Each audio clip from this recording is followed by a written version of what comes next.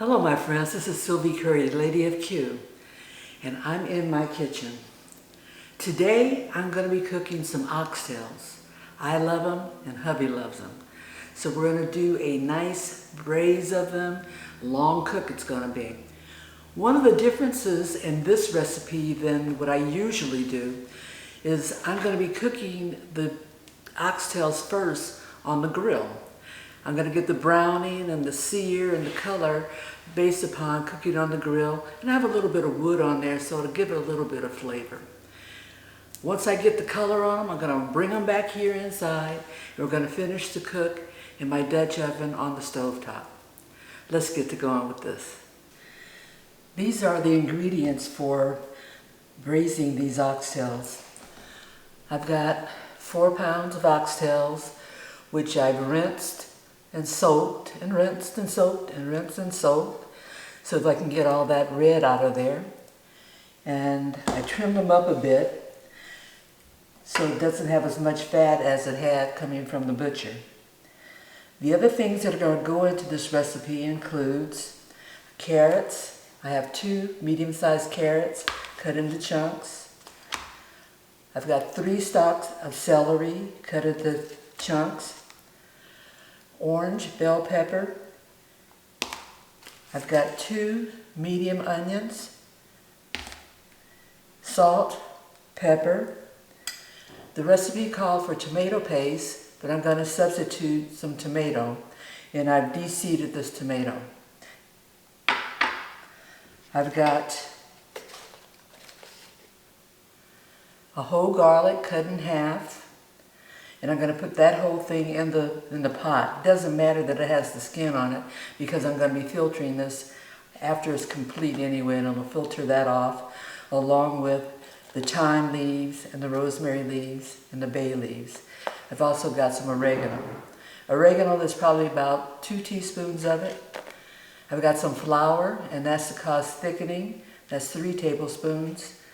And I've got some parsley. And that's going to be used to, just as a garnish to decorate it. My liquids that are going to this includes, I've got 4 cups of beef broth, and the recipe called for a whole bottle or 750 milliliters of a red dry wine. But instead of using red wine, I'm just going to use some chicken stock, 750 milliliters of this chicken stock. I patted my oxtails dry with a paper towel, and I'm going to give them a slight coating of avocado oil. And I'm using avocado oil because of the high burning point of it compared to using something like olive oil. And I'll get that oil distributed all around. One of the other reasons for patting dry these oxtails is I want them to sear and not steam. And if you have a lot of moisture on them, when I put them on that grill, that would be more of a steaming process in the beginning. I've got those coated. And I'm going to start out by adding some salt. And how much salt? It just depends on the way it looks. I couldn't give you an amount. In this container I think I have a couple of tablespoons of salt. I'm not going to use it all, just enough to give it some initial flavoring. See, I can feel the grit from the salt, so I know where it's being distributed. I'll get that all over. Then I've got some pepper, and we'll give that a sprinkling.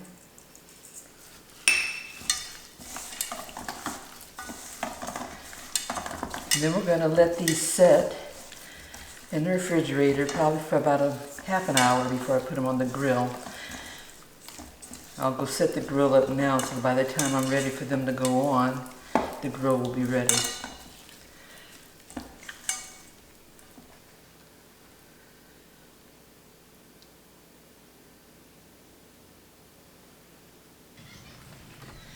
Okay, I've got my oxtails. My fire's red hot, and I'm going to put them on, and we're going to grill these on all sides, just like we would do if we were doing it in the Dutch oven directly. It's not going to take very long because this fire is super hot. This is just a matter of a minute or so per side.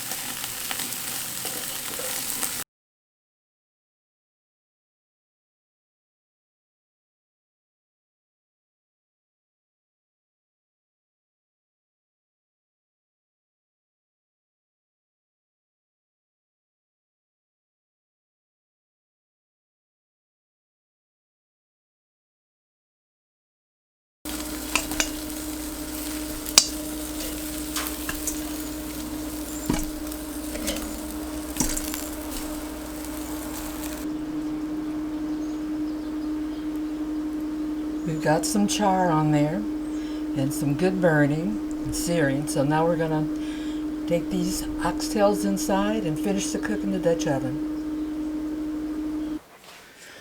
I've got my Dutch oven set up and I've got maybe 3 tablespoons of olive oil in there. Turn it on medium. And we're going to get that warm, and we're going to put in our veggies and saute them first. I've got my oxtails over here.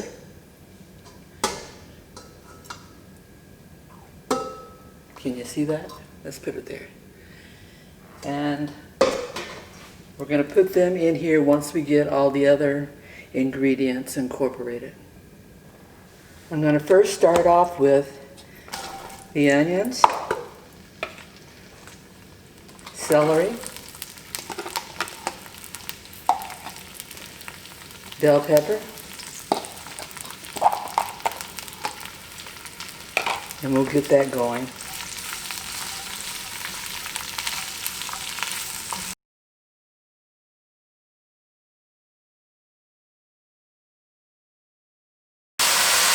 I'm now going to add my oxtail.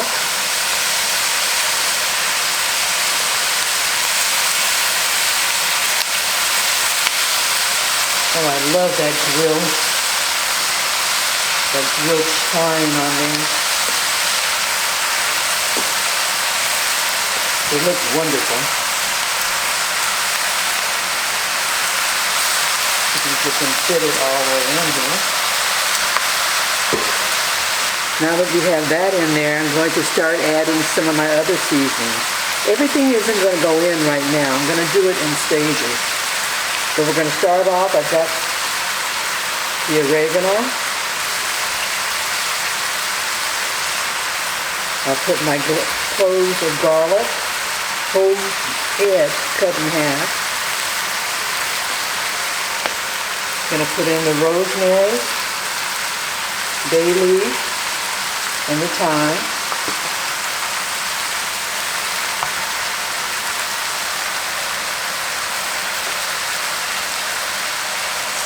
Put in the broth.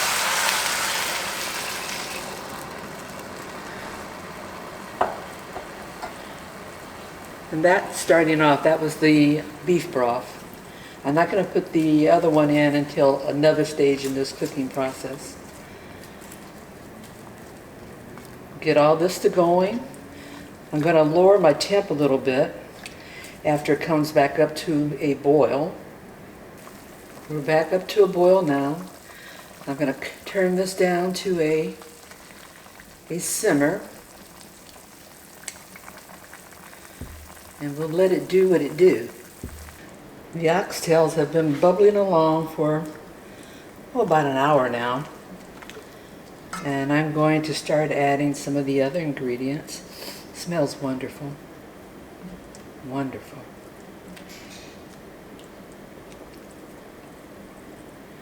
I'm going to start off with the tomato. And for those of you who are curious, all of this could have been added before, but the tomato's not going to take any time to break down, so I just wait and layer the flavors. Carrots, they also will break down, as will all the other vegetables too. And we'll let that go, and we'll come back and check it probably in another couple of hours.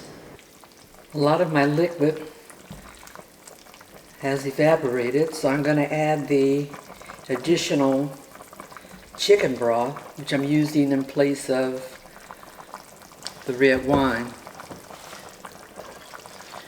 And what I did, remember I had 3 tablespoons of flour, and what I did was I added the flour to this chicken broth so that it won't clump if I just added the flour to the oxtails by themselves.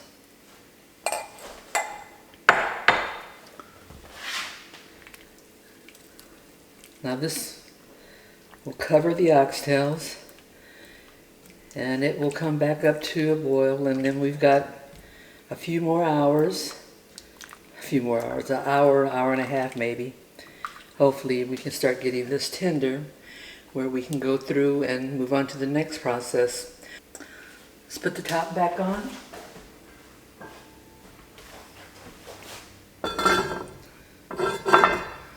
Let it continue cooking.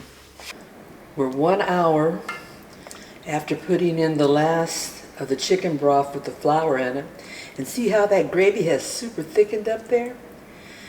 What I'm going to do now, the oxtails aren't tender yet. So what I'm going to do is I'm going to leave them to go in here for about another half hour. Okay, my friends, my oxtails are tender, so I'm going to take them out. Yum.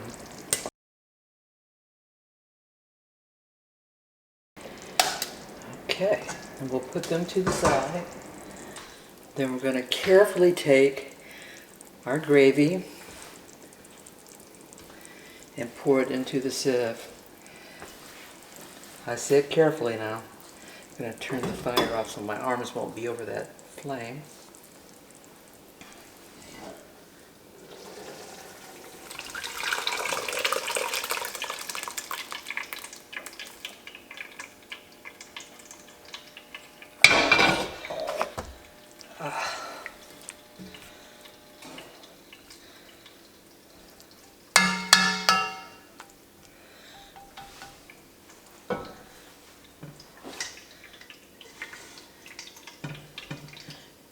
Hope you can see me. I'm just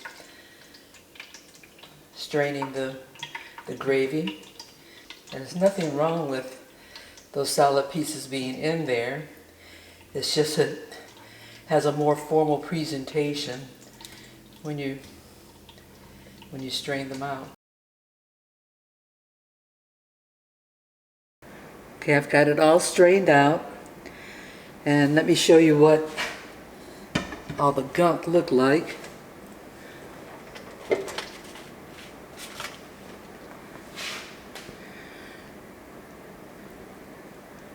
A lot of the herbs and the stems.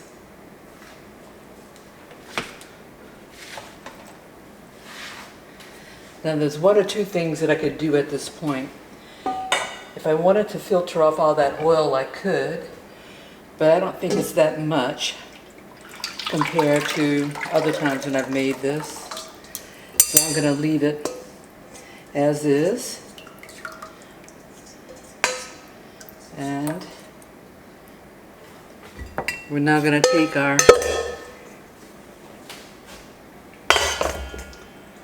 oxtails and put them back. Let me turn the fire back on. I'm only going to put it on a simmer. These are basically done, so it's just a matter of having it ready to serve up.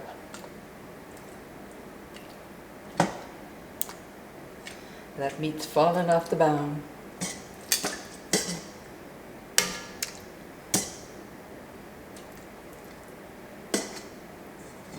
And I'll pour back some of this residual also.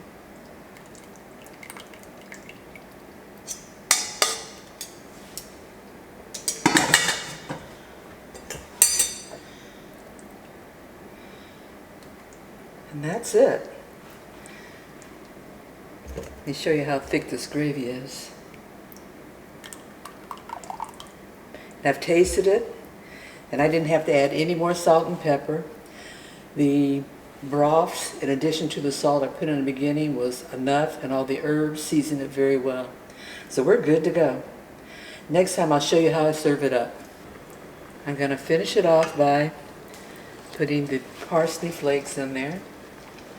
It's Italian parsley, flat leaf. And that's more decoration than anything.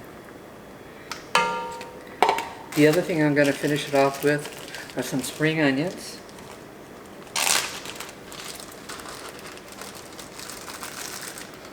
I'll just toss a few of those on top.